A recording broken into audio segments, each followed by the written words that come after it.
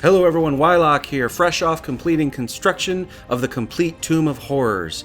That one done, I need a new mega project to occupy my time, and it's going to be White Plume Mountain.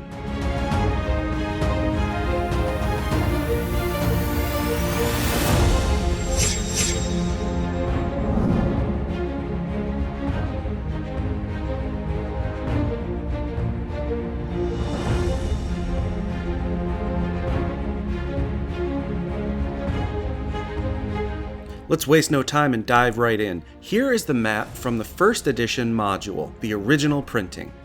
Okay. Now here's the map from the 5th edition collection, Tales from the Yawning Portal. It's in color, that's nice, but kind of bland. Still, I think this is the version that most of you are likely to run at your table in the year 2021 or beyond, so it's the one I'll be pulling the text from as we go through this project. But here's the map from the 3rd edition adaptation. Gorgeous. I like this one the best, and since you and I are about to be referencing this image a lot over the next however many videos, I want to go with one that's aesthetically pleasing. A couple things though, there's this connection over in hallway 25 that isn't there in this version of the map. Now since it is there in the 1st and 5th edition adaptations, I'm going to guess this is either a printing error or a design choice that I'm going to make a manual edit there. Also, there's a lot of unnecessary bigness in this map, and that's true for any version. So I've looked at each room and each hallway for where there is unnecessary bigness, and where the text does not talk about dimensions. I want to stay consistent with what's in the text. So, after I did all that, here's the original 3rd edition map, and here is my condensed version. By doing this, we lose none of the flavor, none of the mechanical impacts, and none of the intent of the original dungeon design. Plus I can make a hell of a lot less tiles. So once again, here's the original, and here is my modified photoshopped condensed version. This will be the map that we refer to in this project.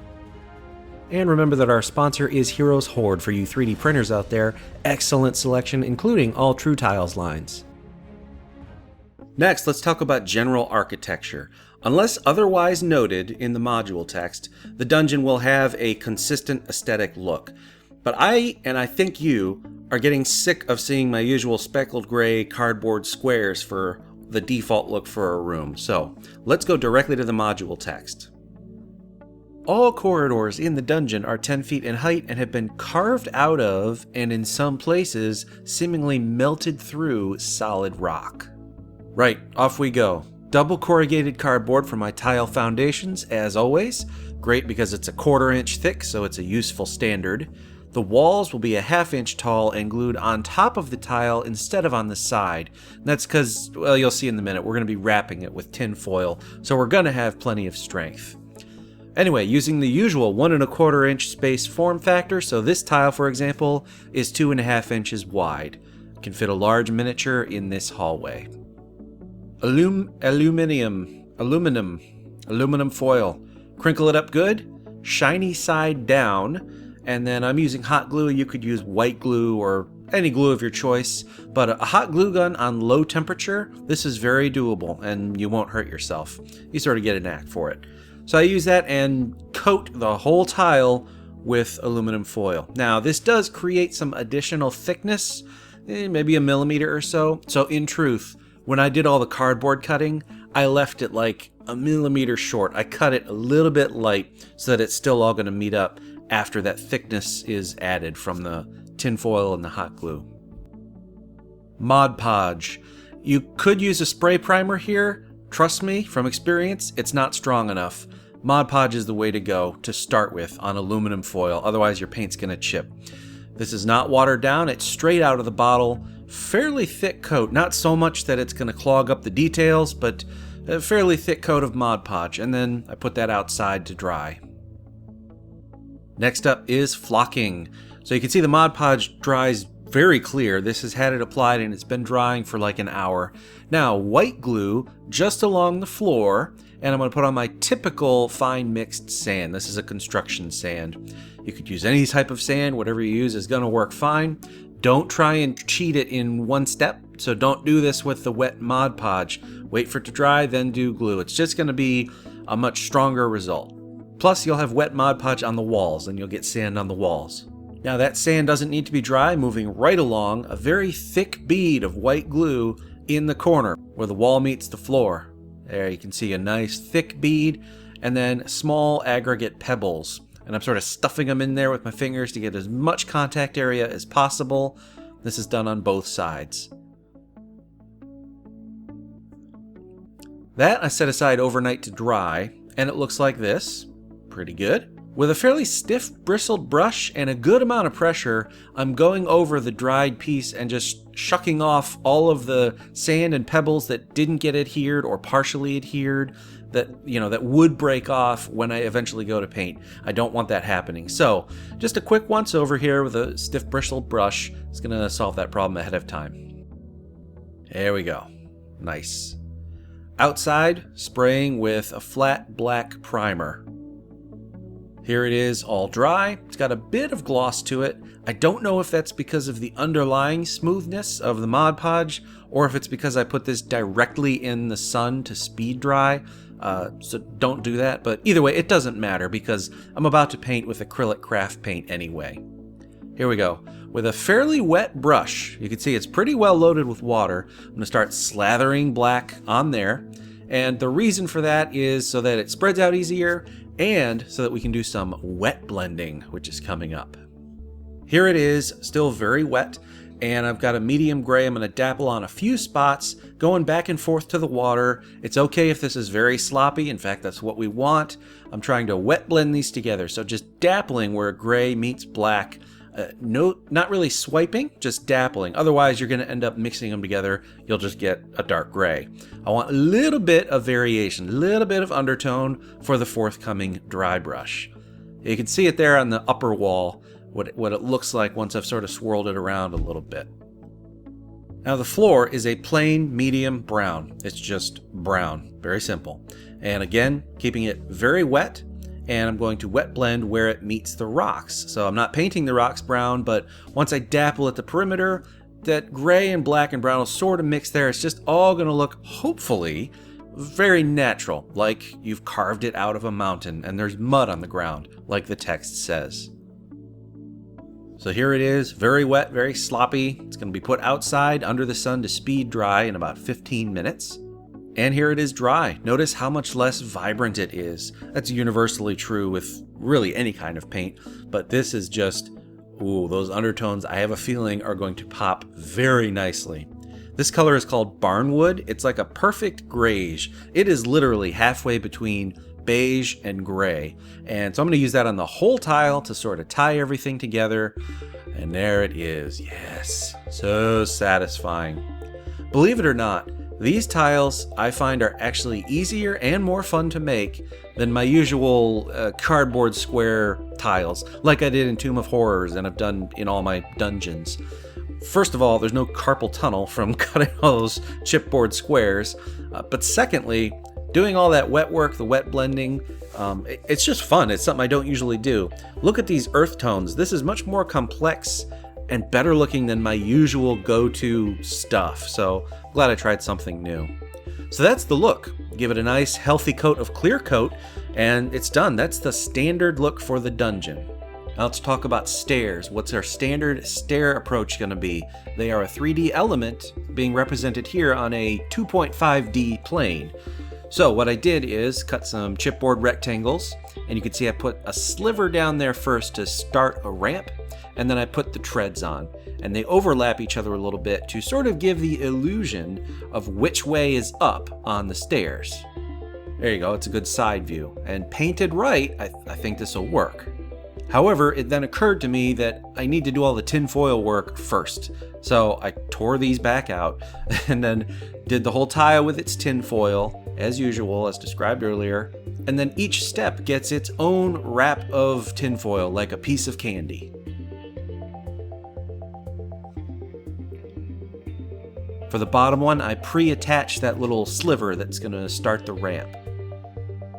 And then those are glued in, sequentially, overlapping each other, just like before. Notice there's bare cardboard on the left. That's at the top of the stairway. That's the landing. So I'm thinking I want the tinfoil to overlap the top step and hopefully kind of blend it together a little bit. Otherwise, it looks like there's an inverted tread leading to nowhere, if that makes sense.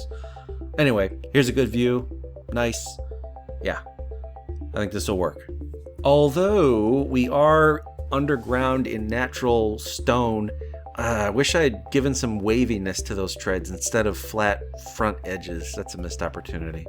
All right, anyway, let's move on. For finishing steps, I do not flock them. Instead, they just get the normal dry brush. And then to help sell the illusion of depth, you can water down some black paint and carefully paint in a fairly thick line there. You can also load your airbrush with black paint and put in a triangular shaped shadow like this on each side to further help emphasize which way is up and which way is down. Now, if you're going to use some or all of these methods, it is helpful to mass produce things. Also do it in the daytime or have a fan nearby, something that can help your dry times. Pure Mod Podge will dry in under an hour if you help it along. Same with the paint. In doing all this wet blending, I put it directly under the summer sun outside, and in 15 minutes it was bone dry. No warping either, because we have so much junk attached to this tile. Some areas of the dungeon are flooded. The water on the floor is about 1 foot deep, and the floor itself is covered with slippery mud. Except where flights of steps lead up out of it, this scummy water covers the floors of all rooms and corridors. My preferred clear resin is this Art and Glow. It's in my supplies. There's links in the video description below. I find that it works really good. It cures basically completely in about 16 hours. A crucial tip though, mix it exactly 50-50 and stir it a ton. If you find that it's too sticky afterwards, you probably didn't mix it enough. I stir for a solid 5-8 minutes, something like that, aggressively, and you'll feel when it sort of pops and becomes less viscous. You want to make sure you stir it really good. I tint it with some inks. You could use shades, but I find they don't really tint it quite enough. So I mix 1 part green, 2 parts brown of these inks, and then mix it up. Now in this little cup, it looks quite opaque, right? But once it spreads out, because we are going to do a very thin layer, once it spreads out, it becomes much more transparent, and it's going to look like murky water. And I am spreading it thin, mostly keeping it to the center of the tile, and then using a popsicle stick to sort of tease it out towards the perimeters, including at the edges. This water is only 1 foot deep, so I think that's appropriate to scale, and by just sort of teasing it out to the edges, you can keep it very thin such that it doesn't flow off the side, and you really don't need to dam up the edges. Also, we'll read later on that there are clumps of algae floating around the top, so clump foliage works for that. Took some of this olive colored stuff and just placed it in the wet resin. This is good stuff, but it is expensive. Here's just a little bit of resin preparation and pouring ASMR for you. Pouring resin. Now we are pouring more resin. Oh, here's the original fork hallway. If the geometry gives you trouble, just trace out the 2.5-inch grid on your double corrugated cardboard and sort of visualize it from there. You don't have to measure angles. All you have to do is connect corners on that grid you've drawn. It's a little more wasteful with regard to your double corrugated cardboard, but it's cardboard, so don't sweat it too much. Oh yes, so satisfying. Room 1, the spiral staircase. It's a staircase down to the dungeon, and it appears to be badly rusted but sturdy. Tracing out some circles with a compass onto chipboard or other very thick cardstock, and then bisecting them into quarters and then eighths, cutting them out and stacking them logically. I attach them with hot glue, and also the bottom piece gets traced onto double corrugated cardboard for extra thickness and strength. And that also gives me some surface area to glue on a band of cardstock to wrap around the outside. After it's based black, solid base coat of gunmetal, and then I'm going to play around with these Vallejo environmental effects, the rust effect and some mud. Just dabbing them on there without much care really doesn't bother me too much. Yeah, that looks fine.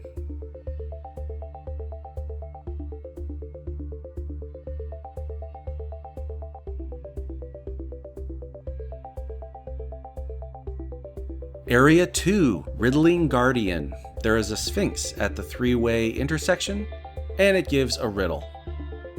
Here's a beautiful 3D resin printed miniature. I forget where I got it from because it was a long time ago and I just hoard STLs and throw them into a folder. If you're the artist behind this, please post a comment below and I'll pin it. Anyway, I printed it, primed it, gave it a nice earthy brown base coat, and then with a light tan color into the airbrush. This is really for those of you new to miniature painting. This is called a zenithal highlight. I'm attacking it with the airbrush from the top down. The airbrush is off camera, but I'm only spraying downwards on the model where the light would be coming from. And look at that. Immediate pop of detail. Gorgeous. No need for washes, insta shadows. Colors are right. I like it.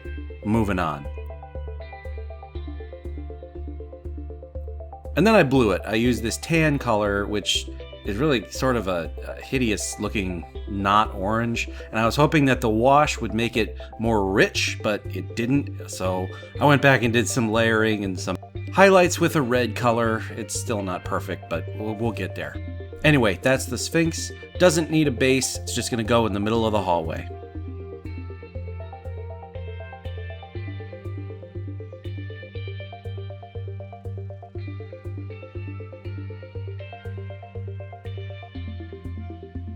Area 3, Hidden Slime. Moving along the corridor that runs northeast, the floor is covered by a hidden slime because of the water. Easy enough, blob of hot glue on some cardboard, paint it up green, maybe do some highlighting, some gloss, whatever. There it is.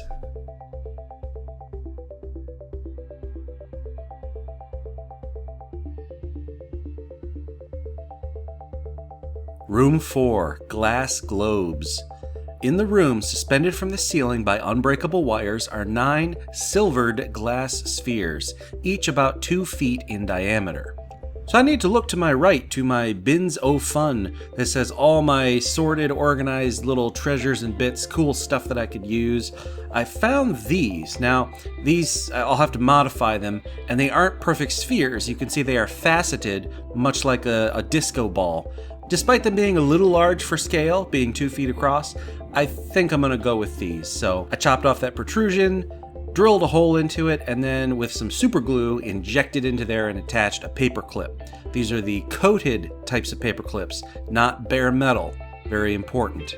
Some needle noses. I also just put a perfect 90-degree bend at the end for more surface area with a neodymium magnet. Yes, that is how they're gonna be attached to the ceiling. So these assemblies, I made 9 of them, and they get primed up with my usual gray, and then airbrushed with silver, since they are silvered spheres. Putting those aside for the moment, it is time to make the largest clip-on feature that I have ever made. So first, graphics medium chipboard, 2 identical rectangles, and then a slightly smaller double corrugated rectangle to go in the middle. Specifically, it's a 1/2 inch shorter. This is what allows it to grab onto those walls. Measuring out a centered grid and marking where those neodymium magnets are going to be glued, and then gluing them on. This piece, the ceiling, is attached to the wall that I had just made, the clip-on, and I cut it strategically so that the corrugation is exposed. That's important. You want the hot glue to be able to drink up into there and make a really strong connection. Also, I held this for a solid 2 minutes till it was truly cooled and hardened in order to get the best, strongest connection possible. Also, since this is sort of like a cutaway effect from the room, I'm going to put some waviness at this edge and make it look a little more organic. Then the whole feature gets the usual tinfoil treatment. It also gets painted up in the exact same way as the walls from the tiles. It's about this time I realized that this room actually isn't flooded on our map. The reason I made the mistake is in the 5th edition map, it is. So another inconsistency there, sort of like the Hallway 25 thing. So I'm gonna have to find a way to live the rest of my life with this.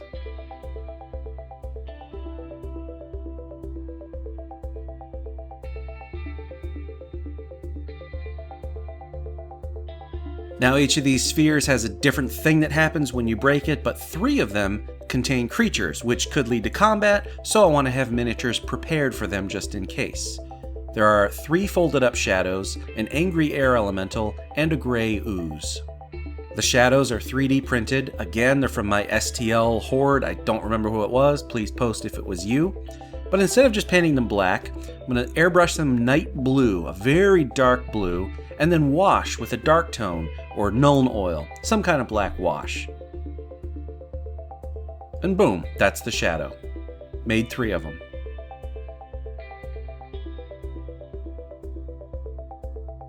The air elemental, once again 3D printed, sprayed with gray, and then airbrushed zenithal like we talked about before. A pure white would even work.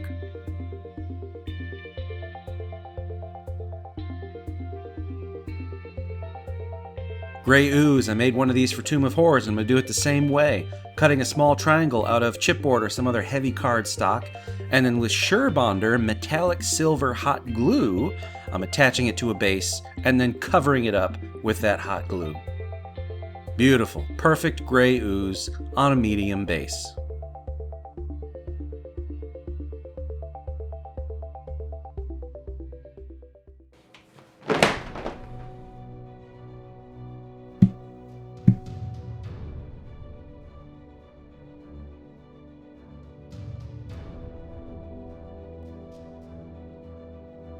An excerpt from the legend of Caraptus. Well over a millennium ago, the wizard Caraptus rose to power in the valleys of the northern mountains, bringing the local warlords under his thumb with gruesome threats. Under Caraptus's overlordship, the influx of rapacious monsters and raids from the wildest mountains decreased markedly, dwindled, and then almost stopped. Seeing this, the populace did not put up much resistance to paying the wizard's heavy taxes and tithes, especially when stories were circulated of what happened to those who balked. Any nobles who protested disappeared in the night and were replaced by the next in line of succession. Gradually, as dissension was stilled, the taxes and levies became even more burdensome, until eventually the wizard was taking a great piece of everything that was grown, made, or sold in the valleys, including the newborn young of livestock. Furthermore, monstrous incursions into the settled lands began to increase as raiding parties of humanoids assaulted villages, and evil and fantastic monsters appeared from nowhere to prey upon the harried peasants. At the height of this unrest, Caraptus's tax collectors came forth with word of a new levy. 1/3 of all newborn children were henceforth to be turned over to the wizard. That edict turned out to be the tipping point. Alright, so we're off to a fast start, and in truth I've got a bunch of other tiles already constructed, so I'm well ahead of video production. Hopefully, I can keep this up with some frequency. Meantime, if you haven't already, please join us on Facebook, the Tabletop Crafters Guild, almost 40,000 members strong and growing. The idea of scratch building stuff for your tabletop gaming excites you? That's a place to be. As always, links in the video description below, including for my new merch, and thank you for joining me today. I'll see you next time. I'm Wylock, make things and play games.